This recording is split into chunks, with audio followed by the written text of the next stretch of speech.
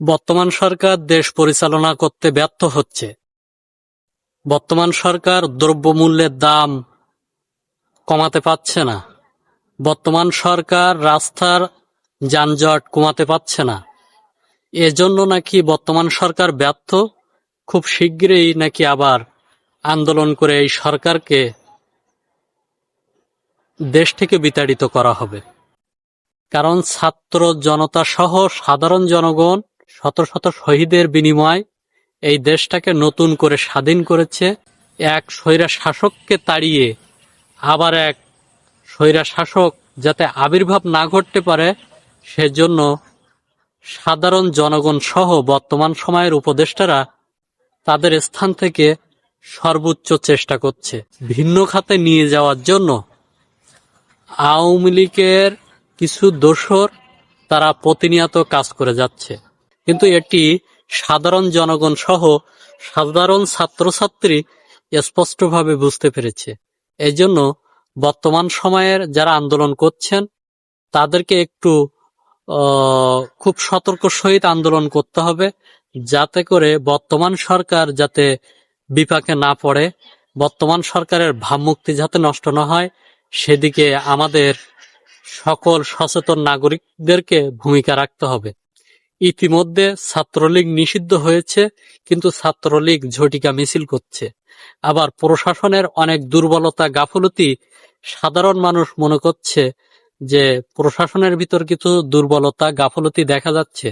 তা না হলে অনেকেই বলছে যে ফখরুদ্দিন সরকারের আমলে যৌথ বাহিনী খুব জোরালোভাবে ভূমিকা পালন করেছিল। সেই সময় যৌথ বাহিনী আর বর্তমান সময়ে যৌথ বাহিনী আকাশ পাতাল পার্থক্য। তো বর্তমান সময়ে যৌথ বাহিনীও কাজ করছে, কিন্তু সেটি সাধারণ জনগণের কাছে মনে হচ্ছে ধীর গতিতে কাজ করছে বা দুর্নীতির সাথে জড়িত। তাদেরকে আইনের সোপর্দ করতে হবে এবং যৌথ বাহিনী সহ সকল প্রশাসনিক ডিপার্টমেন্টে যারা আছেন সকলেরকে চেষ্টা করতে হবে তাদেরকে প্রতিহত করার জন্য। আর বর্তমান সময় উপদেষ্টা মণ্ডলীরা এই বাজারের সিন্ডিকেট ভাঙতে পারছে না। এতে সাধারণ জনগণ মনে করছে যে উপদেষ্টারা এর সাথে কিছু না কিছু কারসাজির সাথে জড়িত। না হলে উপদেষ্টারা যে সময় উপদেষ্টা হয়নি ছাত্র ছিল তখন বড় বড় কথা বলতো, এখন তারা সিটে বসে গিয়েছে, এখন তারা তাদের কথা রাখতে পারছে না, তাদের সিন্ডিকেট ভাঙতে পারছে না। মুখে বড় বড় কথা বললেও বাস্তবে কাজে কিছু করতে পারছে না। তো উপদেষ্টাদের এখন উচিত সাধারণ জনগণের এই কথা মাথায় রেখে সর্বোচ্চ আইনের সুশাসন প্রতিষ্ঠা যাতে হয় সেদিকে লক্ষ্য রেখে সর্বোচ্চভাবে সতর্ক সহিত কাজ করা, যাতে ভুল ত্রুটি হলে সংশোধন করে কাজ করা, যাতে করে সাধারণ জনগণ খুব সুন্দরভাবে চলাফেরা করতে পারে।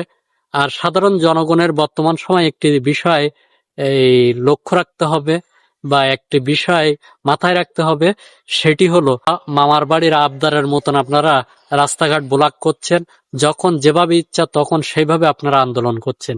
সরকারকে একটু সহনশীল মাত্রায় দেখাচ্ছে বলে এই সাধারণ পাবলিক ইচ্ছামতো আন্দোলন করছে, কিন্তু এই আন্দোলনটা বর্তমান সময় করা থেকে বিরত থাকতে হবে।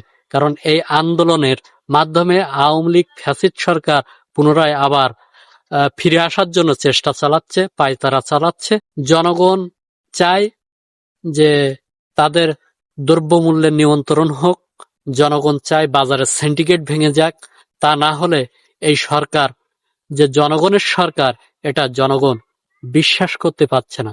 তাই যাতে জনগণের সরকার হয়, জনগণ যাতে করে উপকৃত হয়, সাধারণ জনগণ চায় 3 বেলা খাওয়া দাওয়া করবে, তাদের রুজি রোজগার এই 200-500 টাকার ভিতরেই তারা যেন এই সবকিছু কেনাকাটা করতে পারে। নিত্য নতুন যে দ্রব্যমূল্য আছে, প্রতিনিয়ত যে দ্রব্যমূল্যগুলো লাগে তার দামগুলো কমাতে হবে এবং ঔষধ সহ পোশাকাদির দামগুলো কমাতে হবে এবং সিন্ডিকেট ভাঙতে হবে। সিন্ডিকেট যদি না ভাঙা যায় তাহলে আগের সরকার আর বর্তমানের সরকারের ভিতর পার্থক্য কি থাকলো?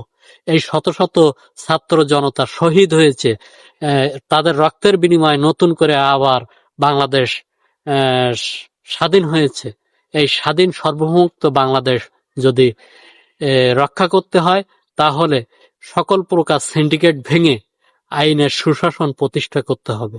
তা না হলে যে লাউ সেই কদু থেকে যাবে।